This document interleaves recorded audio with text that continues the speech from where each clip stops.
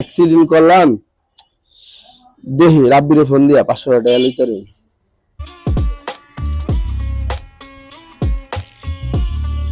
Hello রাব্বি, কি অবস্থা বন্ধু? 500 টাকা লাগে তো বন্ধু।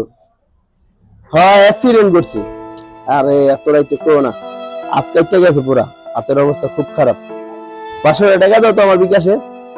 তোর টাকাও চাইলো বুঝলাম না, এত রাত্রে কি অ্যাক্সিডেন্ট করলো? এত রাত্রে তো বাইরেও থাকার কথা না, তাহলে কি অ্যাক্সিডেন্টটা করলো?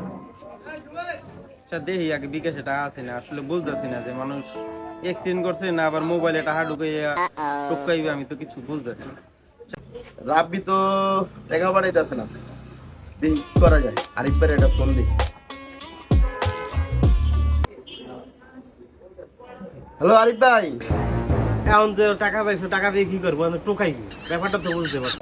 হ্যালো আরিফ ভাইয়েরও ফোন দিলাম, রাব্বিরও ফোন দিলাম, টাকা তো কেউ পাঠাইলো না। দেখি টাইম বন্ধুরে আমার ফোন দিই, দেখি টাকা পাঠাইতে পারে। রাত বাজে 11টা, এখন ফোন দিয়া 500 টাকা চাই। এবার কি বলত মনে করছে টাকাটা পাঠালে তো মোবাইলে সুক্কা দিবে।